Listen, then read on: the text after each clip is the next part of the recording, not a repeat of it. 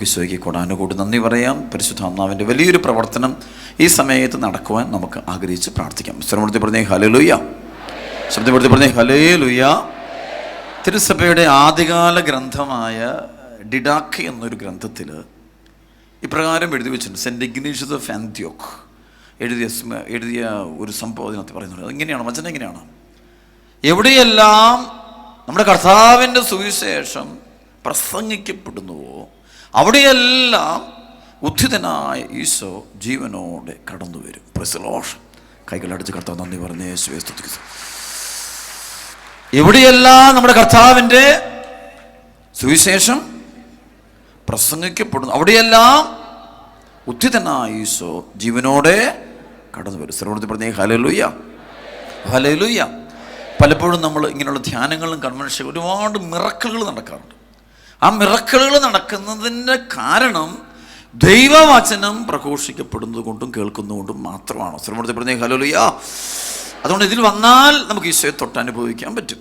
അതുകൊണ്ടാണ് അപ്പസ്തോല പ്രവർത്തനം 10:44 പറയും, പത്രോസ് ഇത് പ്രസംഗിച്ചു കൊണ്ടിരിക്കുമ്പോൾ കേട്ടുകൊണ്ടിരുന്ന എല്ലാവരുടെ മേലും ആര് വന്നു പറയാമോ?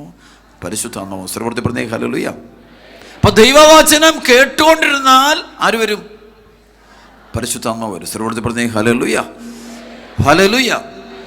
ലൂക്കാ സുവിശേഷം 1:38 നമുക്കറിയാം, പരിശുദ്ധ അമ്മ പറയുന്ന വാക്ക്, ഇതാ കർത്താവിൻ്റെ നിന്റെ വചനം പോലെ എന്നെ സംഭവിക്കണ്ട. അമ്മ വചനം കേട്ടുകൊണ്ടിരുന്നപ്പോൾ അമ്മയിലേക്ക് ആര് വന്നു? പരിശുദ്ധാത്മാവ് വന്നു. സർവ്വത്തിൽ പറഞ്ഞേ ഹല്ലേലൂയ. അപ്പം ഇന്ന് ഇവിടെ വചനം കേട്ടുകൊണ്ടിരിക്കുന്ന ഓരോ വ്യക്തിക്കും 100% ഉറപ്പാണ് ദൈവത്തിൻ്റെ ആത്മാവ്, പരിശുദ്ധാത്മാവ് കടന്നു വന്നിട്ട് അനുഗ്രഹങ്ങളും അഭിഷേകങ്ങളും കൊടുത്തിരിക്കും. കൈയടിച്ച് കർത്താവ് നന്ദി പറഞ്ഞ ഉച്ചത്തിൽ വീണ്ടും കാണാം വചനം. 1 യോഹന്നാൻ 1:1 ഞങ്ങൾ കണ്ണുകൊണ്ട് കണ്ടതും കാതുകൊണ്ട് കേട്ടതും കരങ്ങൾ കൊണ്ട് സ്പർശിച്ചതുമായ ജീവനുള്ള വചനത്തെക്കുറിച്ചാണ് ഞങ്ങൾ നിങ്ങളോട് പ്രസംഗിക്കുന്നത്. അവർക്ക് പറഞ്ഞേ ഹല്ലേലൂയ. ജീവനുള്ള വചനം, അതാണ്. സാധാരണ വചനത്തിന് ജീവനില്ല, പക്ഷെ ദൈവവചനത്തിന് എന്തുണ്ട്? ജീവനുണ്ട്. സർവ്വത്തിൽ പറഞ്ഞേ ഹല്ലേലൂയ. യോഹന്നാൻ 10:10 ഞാൻ വന്നത് അവർക്ക് ജീവനുണ്ടാകാനും അത് സമൃദ്ധമാണ്. സർവ്വത്തിൽ പറഞ്ഞേ ഹല്ലേലൂയ, ഹല്ലേലൂയ, ഹല്ലേലൂയ. ഇപ്പൊ ദൈവവചനം കേട്ടാൽ ജീവനുണ്ടാവും. അതുകൊണ്ടാണ് ഈശോ മരിച്ച ലാസറിനോട് പറയുന്നത്, ലാസറേ പുറത്തു വരിക. അപ്പോൾ അവൻ കേട്ടു, അതുകൊണ്ട് അവൻ ജീവൻ പ്രാപിക്കുന്നു. കാരണം ഈശോ ദൈവവചനമാണ്. അപ്പോൾ അത് കേട്ടുകൊണ്ടിരിക്കുമ്പോൾ തന്നെ അവിടെ അത്ഭുതം സംഭവിക്കും. അവർക്ക് പറഞ്ഞേ ഹല്ലേലൂയ, ഹല്ലേലൂയ. യോഹന്നാൻ 6:63 നമുക്കറിയാം, ആത്മാവാണ് ജീവൻ നൽകുന്ന, ശരീരം ഒന്നിനും ഉപകരിക്കുന്നില്ല. ഞാൻ നിങ്ങളോട് പറഞ്ഞ വചനങ്ങൾ ആത്മാവും. അപ്പൊ ഈശോ പറയുന്ന വചനങ്ങളെല്ലാം എന്തുണ്ടാവും? ആത്മാവും ജീവനുണ്ടാവും. ശ്രമത്തിൽ പറഞ്ഞേ ഹല്ലേലൂയ, ശബ്ദമെടുത്ത് പറഞ്ഞേ ഹല്ലേലൂയ, ഹല്ലേലൂയ. അതുകൊണ്ട് ഈശോ പറയുന്നത് മത്തായിയുടെ സുവിശേഷം 4:4 ലൂക്കാ 4:4 വചനം, മനുഷ്യൻ അപ്പം കൊണ്ട് മാത്രമല്ല ദൈവത്തിൻ്റെ അധരത്തിൽ നിന്ന് പുറപ്പെടുന്ന എന്തുകൊണ്ടാണ് ജീവിക്കുന്നത്? വചനം കൊണ്ട്. സർവ്വത്തിൽ പറഞ്ഞേ ഹല്ലേലൂയ. ഈ വചനം നിറയുകയാണെങ്കിൽ നമ്മൾ വലിയ അനുഗ്രഹം ഉണ്ടാവും. വചനത്തിലൂടെ ദൈവവചനം, ലോകത്തിൻ്റെ വചനം കേട്ടാൽ ഈ അനോയിന്റിങ് നമുക്ക് കിട്ടത്തില്ല. അവർക്ക് പറഞ്ഞേ ഹല്ലേലൂയ, ഹല്ലേലൂയ. ലോകത്തിൻ്റെ വാക്കുകൾ കേൾക്കുമ്പോൾ പരിശുദ്ധാത്മ അഭിഷേകം കിട്ടത്തില്ല. ദൈവവചനം മാത്രം കേട്ടുകൊണ്ടിരുന്നാൽ നമുക്ക് പരിശുദ്ധാത്മ അഭിഷേകം കിട്ടിക്കൊണ്ടിരിക്കും. കൈയടിച്ച് കർത്താവ് നന്ദി പറഞ്ഞേ, നന്നായിട്ട് കടിച്ചേ, 2 കരമെടുത്ത് കടിച്ചേ. Hallelujah, hallelujah. യേശുവേ ആരാധന, യേശുവേ ആരാധന, ഹല്ലേലൂയ. വീണ്ടും കാണാൻ പറ്റും സങ്കീർത്തനത്തിൽ 119 അധ്യായം, സങ്കീർത്തനം 119 വലിയൊരു വചനമാണ്. ശ്രമത്തിൽ പറഞ്ഞ ഹല്ലേലൂയ. 119 130 നമുക്കറിയാം, അങ്ങയുടെ വചനങ്ങളുടെ ചുരുളഴിയുമ്പോൾ പ്രകാശം പരക്കുന്നു, എളിയവർക്കത് അറിവ് പകരുന്നു. ശ്രമത്തിൽ പറഞ്ഞ ഹല്ലേലൂയ, ഹല്ലേലൂയ. ദൈവവചനം നമ്മുടെ ഹൃദയത്തിലുണ്ടെങ്കിൽ ശ്രദ്ധിച്ചോണം, ദൈവവചനം നമ്മുടെ ഹൃദയത്തിലുണ്ട്. ദുഷ്ടാരൂപികളൊക്കെ നമ്മളെ വിട്ടുപോകും.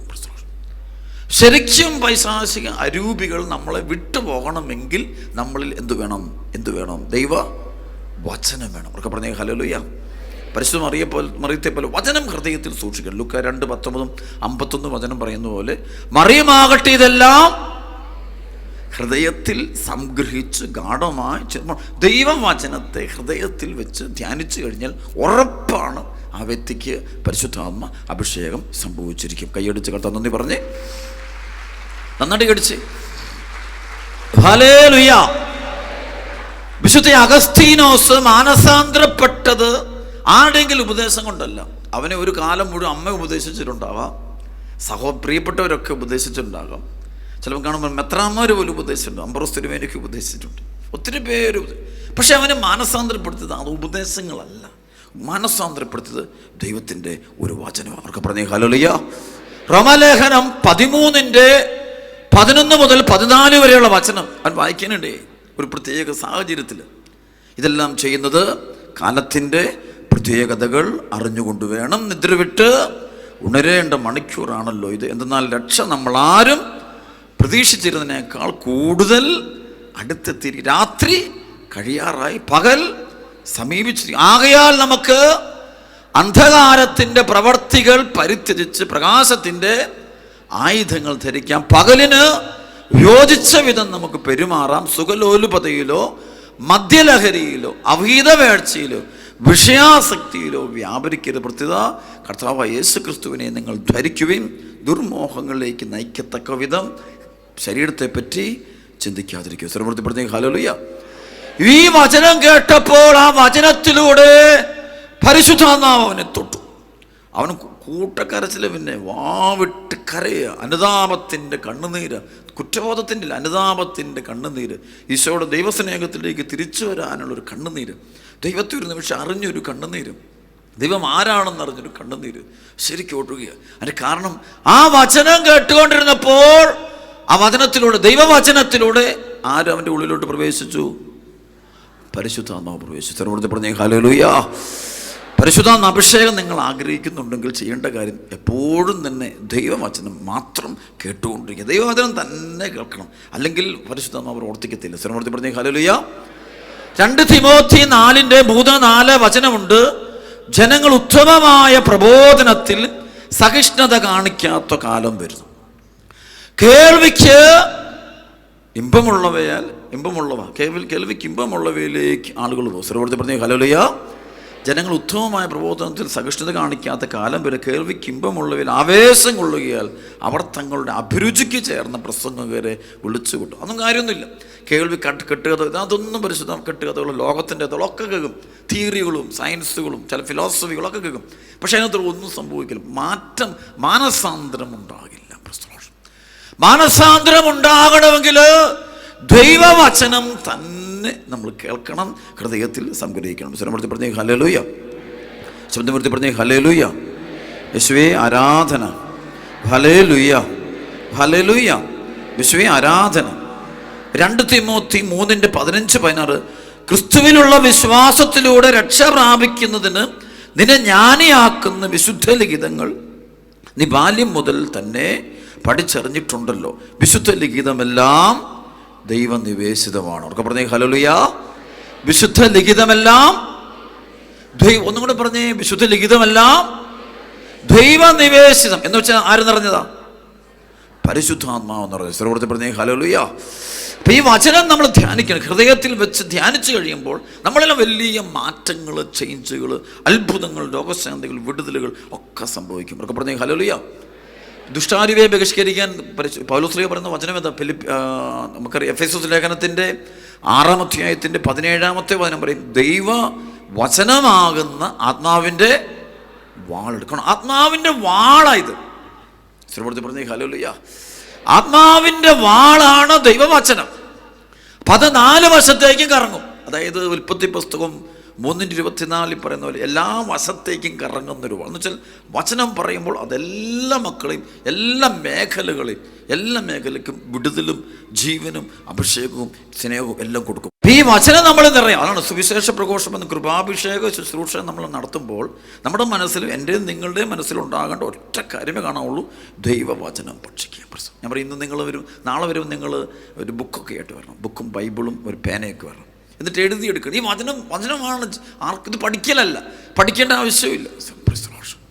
ഇത് ഗ്രഹിക്കാൻ പറ്റുന്നതല്ല, അതൊരു ആത്മാവിൻ്റെ ഒരു പ്രത്യേക തലമാണ്. ശ്രമത്തെ പറഞ്ഞേ ഹല്ലേലൂയ. ഹല്ലേലൂയ. അതായത് 1 കൊരിന്ത്യർ 2:14 പറയും, ലൗകിക മനുഷ്യന് ദൈവാത്മാവിൻ്റെ ദാനങ്ങൾ ഭോഷത്വമാകയാൽ അവനെ സ്വീകരിക്കുക, അവനറിയത്തില്ല. ലൗകിക മനുഷ്യന് ഈ വചനത്തിൻ്റെ ജ്ഞാനം അറിഞ്ഞുകൂടാ, വചനത്തിലിരിക്കുന്ന പരിശുദ്ധാത്മാവിൻ്റെ പ്രവർത്തനം അറിഞ്ഞുകൂടാ. Price the Lord. ഇന്നച്ഛന് പരിശുദ്ധാത്മാവ് എന്നെ കൊണ്ട് ഒരുപാട് ശുശ്രൂഷയിപ്പിക്കുന്നു. ദൈവത്തിന് ചിലപ്പോൾ കൂടാനുകൂടി നന്ദി പറയും. ഒരു ദിവസം പോലും മുടങ്ങാതെ ശുശ്രൂഷകൾ. Price the Lord. കഴിഞ്ഞ ഒരു 20 ഇത്രയും ദൈവം ഒരുപാട് രാജ്യങ്ങളിൽ ഒത്തിരി ശുശ്രൂഷ എന്നെ കൊണ്ട് ചെയ്യിപ്പിച്ച് കിടത്തുക. ഇപ്പോഴും ഒരു പുതിയ ശുശ്രൂഷകളൊക്കെ തുറന്നു കൊണ്ടുവരിക. സത്യം പറഞ്ഞാൽ എങ്ങനെ എനിക്ക് സംഭവിച്ചറിയോ? ഇതിൻ്റെ കണ്ടന്റ് എവിടെ തുടങ്ങി? തുടങ്ങാൻ കാരണം ദൈവവചനം അതൊരിക്കൽ കേട്ടപ്പോൾ അതെൻ്റെ ഹൃദയത്തിൽ, ആത്മാവിൽ അത് അതിശക്തി, ഒരു തീമഴ പെയ്തിറങ്ങുന്ന പോലത്തെ ഒരു അനുഭവം ഉണ്ടായി. ശ്രമപ്പെടുത്തി പറഞ്ഞേ ഹല്ലേലൂയ. ശ്രദ്ധപ്പെടുത്തി പറഞ്ഞേ ഹല്ലേലൂയ. 1995 ദൈവാനുഭവമാണ്. ഒരു വചനം ഞാൻ ഒരാൾ പറയുന്നത് കേട്ടപ്പോൾ, ഒറ്റ വചനമുള്ളൂ, ഒരൊറ്റ വചനം. അതായത് 1 കൊരിന്ത്യർ 2:2 വചനം, ഞാൻ നിങ്ങളോട് കൂടെ ആയിരുന്നപ്പോൾ യേശുക്രിസ്തുവിനെ കുറിച്ചല്ലാതെ, അതും ക്രൂശിതനായവനെ കുറിച്ചല്ലാതെ മറ്റൊന്നിനെ കുറിച്ചും അറിയേണ്ടതില്ല എന്ന് ഞാൻ തീരുമാനിച്ചു. ഒക്കെ പറഞ്ഞേ ഹല്ലേലൂയ. ഈശോയെ മാത്രം അറിഞ്ഞാൽ മതി, ഈശോയെ മാത്രം അറിഞ്ഞാൽ മതി. ആ ഒരു ജ്ഞാനം കിട്ടി. അപ്പോൾ ആ ഒരൊറ്റത്തിനുണ്ട് ഈ വചനത്തിൻ്റെ വാതിൽ എനിക്ക് തുറന്നു കിട്ടി.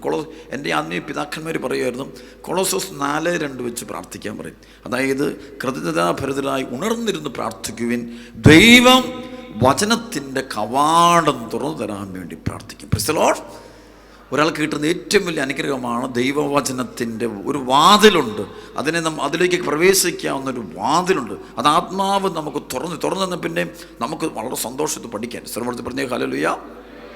അങ്ങനെ ആ നാളുകളിൽ ഏകദേശം ഒരു 15-20 ദിവസം കൊണ്ട്, അത്രയും പോലും എടുത്തിട്ട് 2 ആഴ്ച കൊണ്ട് ഞാൻ പറയും, രാത്രിയും പകലിരുന്ന് ഒരുപാട് വചനം ഇങ്ങനെ വായിക്കുന്നെല്ലാം ഇങ്ങനെ ബൈഹാട്ടാവും.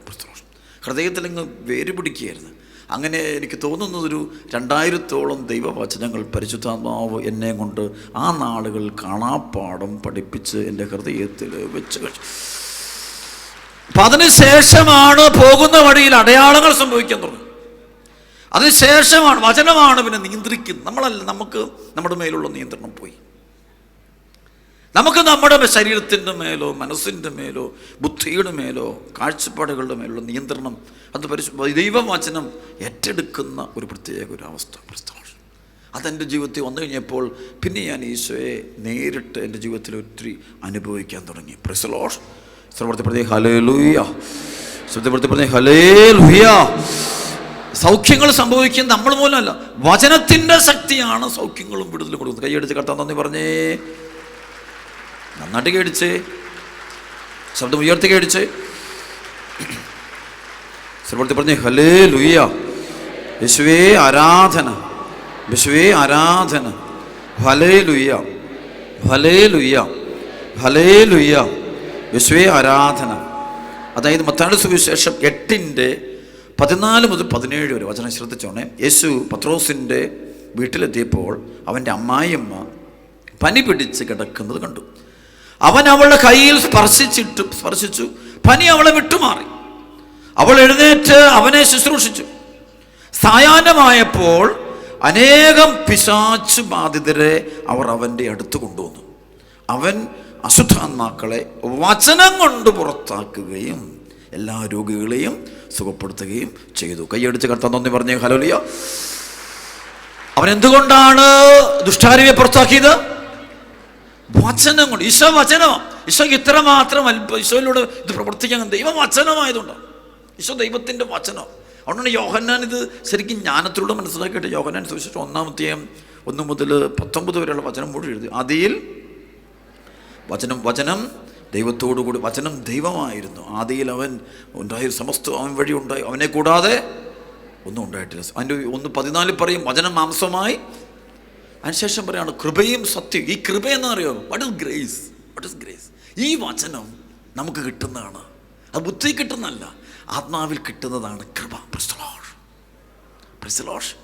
ബുദ്ധിയിൽ കിട്ടിയോണ്ട് യാതൊരു കാര്യമില്ല. ചിലർ ഞങ്ങൾ ഒരുപാട് ബൈബിളൊക്കെ കാണാൻ പാഠം പഠിച്ചു വെച്ച് കാണും, ഒരു കാര്യം. ബുദ്ധിയിൽ അറിവിലൊന്നും കിട്ടി. ഇത് ഹൃദയത്തില് ആത്മാവിലേക്ക് ഒഴുകപ്പെടുന്നതാണ് കൃപ. അതാണ് കൃപയെന്ന വാക്കിൻ്റെ അർത്ഥം. അത് വേറെ, അത് ഈശോയാണ്. ഈ കൃപ ഈശോ തന്നെയാണ്. കൈയടിച്ച് കേട്ടോ, നന്ദി പറഞ്ഞ യേശുവെ സ്തുതിക്കുക. അപ്പം അങ്ങനെ വരുമ്പോഴാണ് ആ വചനത്തിന് അത്ഭുതങ്ങൾ പ്രവർത്തിക്കാൻ കൃപ. യോഹന്നാൻ 15:3, എൻ്റെ വചനം നിമിത്തം നിങ്ങൾ, ഉറക്കെ പറഞ്ഞേ, എൻ്റെ വചനം നിമിത്തം നിങ്ങൾ, സർവ്വത്തിൽ പറഞ്ഞേ ഹല്ലേലൂയ. നിങ്ങളൊക്കെ വചനം കൊണ്ട് നിറയുമ്പോൾ ആ വചനം നമ്മളിലൂടെ പ്രവർത്തിക്കും. ഒരു അടയാളം. ഇപ്പം ഞാൻ അച്ഛനും ഒരുപാട് തലേക്ക് വെച്ച് പാടിച്ചു, അല്ലെങ്കിൽ ഒരു സൗഖ്യം ഉണ്ട്, അതെൻ്റെ കഴിവൊന്നുമില്ല. ബിഗസ്റ്റ് സീറോ എന്തോ വേൾഡ്, ബിഗസ്റ്റ് സീറോ ഒന്നുമില്ല. പക്ഷെ ഒരു കാര്യമുണ്ട്, ഈ വചനം അത് പ്രവർത്തിച്ചോളും. ആത്മാവിൽ ഒരു വചനം ഇരിപ്പുണ്ടെങ്കിൽ ആ വചനം ആത്മാവിൽ നിന്ന് പ്രവർത്തിച്ചു കൊണ്ടിരിക്കും. അത് പോകുന്ന വഴിയിലും ജീവിതത്തിൻ്റെ എല്ലാ മേഖലയും പ്രവർത്തിക്കും. സർവ്വത്തിൽ പറഞ്ഞ ഹല്ലേലൂയ. ഒരു വർഷം മുമ്പാന്ന് തോന്നുന്നു, ഒരു വലിയൊരു മിറക്കിൾ അണക്കരയിലുണ്ടായി. ഒരു ആദ്യ ശനിയാഴ്ച ഒരു തമിഴ്നാട്ടിൽ നിന്ന് ഒരു കുടുംബം വന്നു. ആ കുടുംബത്തിൽ ഒരു മോനുണ്ട്. അവനൊരു 4 വയസ്സോളം, 4-5 വയസ്സ് കാണുമായിരിക്കും, 4 വയസ്സ്. അവനെ എടുത്ത് പൊക്കി പിടിച്ചോണ്ട് വരുന്നത്. അപ്പം ഇവനിങ്ങനെ എടുത്തുകൊണ്ട് വരുമ്പോൾ ഇവൻ്റെ ദേഹം മുഴുവനും ഈ എക്സിമ രോഗം അല്ലെങ്കിൽ സോറിയാസിസിൻ്റെ ഒക്കെ ഏറ്റവും കൂടും. അത് കണ്ടു കഴിഞ്ഞ് നമ്മൾ അറപ്പ് വരും. മുഖം മുഴുവൻ, ദേഹം മുഴുവനും ഒരു തൊലിയെല്ലാം ഇവരെ പൊട്ടിക്കീറി ഇങ്ങനെ വെള്ളമൊക്കെ ഇഴുന്നു, ദുർഗന്ധം വരും. അപ്പം ഞാനിങ്ങനെ ഓടി പ്രാർത്ഥിച്ചു വരുമ്പം ഈ പേരൻസിൻ്റെ അടുത്തുനിന്നും ഈ കുട്ടിയുടെ അടുത്തും മറ്റുള്ളവർ മാറി നിൽക്കുക. കാരണം അത്ര ഞാൻ ഒത്തിരി ഇങ്ങനെയുള്ള രോഗികൾ കണ്ടിട്ടുണ്ട്. പക്ഷേ ഇതൊരു പരിതാപകരമായ അവസ്ഥയിൽ ചുരുക്കം ചില ആൾക്കാരെ കണ്ടിട്ടുണ്ട്. തലമുടിയെല്ലാം ഇങ്ങനെ ഒരു പൊറ്റം പിടിച്ച് നിറഞ്ഞിരിക്കുക. ഈ കണ്ണിങ്ങനെ തുറക്കുമ്പോൾ കണ്ണ് ചുമന്നിരിപ്പുണ്ട്. ബാക്കിയെല്ലാം കണ്ണിൻ്റെ മുഖം മുഴുവൻ വ്രണവും, മൊത്തം വ്രണം. കൊച്ചിൻ കരച്ചില്ല. ഉടനെ ഈ കൊച്ചിൻ്റെ അമ്മ എന്നോട് പറയുന്നുണ്ട്, ഈ കൊച്ചിന് ഞങ്ങൾ ആയുർവേദ ട്രീറ്റ്മെൻറ്റ് നടത്തി, അലോപ്പതി കൊടുത്തു, പലവിധ ചികിത്സകൾ ചെയ്തു, ഇങ്ങനെ ഒരു രക്ഷയില്ല എന്ന് പറഞ്ഞു. അപ്പം ഞാൻ പ്രാർത്ഥിക്കാം. അപ്പം ഞാൻ പെട്ടെന്ന് കൈവച്ച്, ശരിക്കും എവിടെയാണ് കൈ തൊടണ്ടോന്ന് എനിക്ക് പറ്റും, കറച്ച് തൊടാൻ പറ്റത്തില്ല, മുഴുവൻ വ്രണമാണ്, ഒരു പ്രത്യേക രീതിയില്ല, കണ്ടാലും മനസ്സിലാവും. അപ്പം ഞാനിങ്ങനെ കൈ എടുത്തിട്ട് ഈ 2 വിരലും കൊണ്ട് ഈ കൊച്ചിൻ്റെ 2 തലമുടി ഇങ്ങനെ പൊങ്ങിയിരിപ്പുണ്ട്. ആ പൊങ്ങിയിരിക്കുന്ന തലമുടിയുടെ മുകളിൽ വെച്ച് യേശുവിൻ്റെ നാമത്തിൽ ബന്ധിക്കുന്നു. യേശുവിൻ്റെ നാമത്തിൽ. അടയാളമൊന്നും ഉണ്ടായിട്ടില്ല. നമ്മൾ വചനം പ്രവർത്തിച്ചു. ശരിക്കുള്ള വചനം പ്രവർത്തിക്കുന്ന അടയാളങ്ങൾ ഉണ്ടാകേണ്ടത് നിർബന്ധമൊന്നുമല്ല. അത് ഉണ്ടാകാതിരിക്കുക, അതിനെ ആശ്രയിക്കാനും പോകാൻ പാടില്ല. ഇത് കുരിശിങ്ങ് വരച്ചു, ഞാൻ ആനമ്പളം മേടിച്ച് തളിച്ചു. അപ്പം ഞാൻ പറഞ്ഞു പൊക്കോളാം, ദൈവത്തിന് നന്ദി പറഞ്ഞു പറഞ്ഞു വിട്ടെ. എൻ്റെ പ്രിയപ്പെട്ട മക്കളെ, സംഭവിച്ചത് പിറ്റേ മാസം ഞാൻ നോക്കുമ്പോണ്ടേ ഒരു 10, 50, 60 തമിഴൻസ് വചനം കേൾക്കാൻ വേണ്ടി വന്നിട്ടുണ്ട്. അവരുടെ കൂട്ടത്തിൽ ഇവനെ ഇങ്ങനെ ഒരാളെ തലേ കൈ വെച്ച് പൊക്കി പിടിച്ചുകൊണ്ടാണ് വരുന്നത്. വന്നിട്ട് എന്നോടൊന്ന് പറയും, അച്ഛാ അന്ന് ഇവിടുന്ന് പ്രാർത്ഥിച്ച് വിട്ട് ആ നിമിഷം മുതൽ ഇവന് സൗഖ്യം സംഭവിച്ചിരിക്കുന്നു. ഞാൻ നോക്കുമ്പോണ്ട് ഇവൻ്റെ മുഖത്ത് ഈ രോഗമില്ല. എനിക്ക് വിശ്വസിക്കാൻ പോലും. ഇത് നമ്മളല്ല ചെയ്യുന്നത്. ഈ വചനം ആത്മാവിൽ നിറയണം. പരിശുദ്ധ അമ്മയില് വചനം ആത്മാവിൽ നിറഞ്ഞു. അതുകൊണ്ടാണ് അതിനാണല്ലോ ലുക്ക 1:46-47 വചനം പരിശുദ്ധമ്മ പറയുന്നത്, എൻ്റെ ആത്മാവ് കർത്താവിനെ മഹത്വപ്പെടുത്തുന്നു, സ്തുതിക്കുന്നു. ഹൃദയത്തിൽ നിറയെ ഒരു പ്രത്യേകത ഉണ്ട്. ആത്മാവിൽ നിറയുന്ന വചനം നമ്മുടെ ജീവിതത്തിൽ ഉണ്ടായിരിക്കും. ബുദ്ധിയിൽ നിറയുന്നത് ജീവിതത്തിൽ ഉണ്ടാകണമെന്ന് യാതൊരു നിർബന്ധവും ഇല്ല.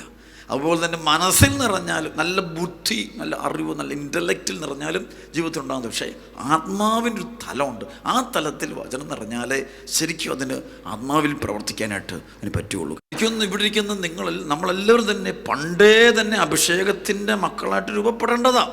പക്ഷേ കാരണം എന്താണെന്ന് വെച്ചാൽ നമ്മൾ വചനം പഠിക്കുന്നുണ്ട്, ധ്യാനിക്കുന്നുണ്ട്, കൗൺസിലിംഗ് നടത്തുന്നുണ്ട്, കുദാശകൾ, കുർബാന എല്ലാം പോകുന്നുണ്ടെങ്കിലും അതെല്ലാം ഒരു ഇൻ്റലക്ച്വലായിട്ടുള്ളൊരു നീക്കം, ആത്മാവിലേക്ക് നീങ്ങുന്നില്ല.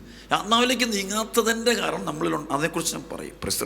ശ്രീമൂർത്തി പറഞ്ഞേ ഹല്ലേലൂയ, യേശുവേ ആരാധന. ശബ്ദമൂർത്തി പറഞ്ഞേ ഹല്ലേലൂയ. 1 കൊരിന്തോസ് 3-ാം 1-4 വരെയുള്ള വചനം. സഹോദരരെ, എനിക്ക് നിങ്ങളോട് ആത്മീയ മനുഷ്യരോട് എന്നതുപോലെ സംസാരിക്കാൻ സാധിച്ചില്ല. ജഡിക മനുഷ്യരോട് എന്ന പോലെയും ക്രിസ്തുവിനെ കുറിച്ചുള്ള അറിവിൻ്റെ കാര്യത്തിൽ പൈതങ്ങളോട് എന്നതുപോലെയുമാണ് നിങ്ങളോട് ഞാൻ സംസാരിച്ചത്. ഗുരുവായ ഭക്ഷണം കഴിക്കാൻ ശക്തി ഇല്ലാതെ നിങ്ങൾക്ക് ഞാൻ പാൽ തന്നു. ഇപ്പോഴും നിങ്ങൾ ആ അവസ്ഥയിലാണ്. എന്തെന്നാൽ നിങ്ങൾ ഇപ്പോഴും ജഡിക മനുഷ്യൻ തന്നെ. നിങ്ങളുടെ ഇടയിൽ അസൂയയും തർക്കവും നിലനിൽക്കുമ്പോൾ നിങ്ങൾ ജഡികരും സാധാരണക്കാരുമല്ലേ? ലൗകികമായതുകൊണ്ടല്ലേ നിങ്ങൾ ചിലർ ഞങ്ങൾ പൗലോസിൻ്റെ ആളാണെന്നും ചിലർ ഞാൻ അപ്പോളോസിൻ്റെ ആളാണെന്നും പറഞ്ഞ് നടക്കുന്നത്. ശ്രമത്തിൽ പറഞ്ഞ ഹല്ലേലൂയ. എൻ്റെ അർത്ഥം എന്ന് വെച്ചാൽ ആത്മീയ പൗലോസിനെ അവരെ വചനം കൊടുത്ത് കൊറിന്ത്യൻ കമ്മ്യൂണിറ്റി അവർക്ക് ആത്മീയമായിട്ടും കയറുന്നില്ല.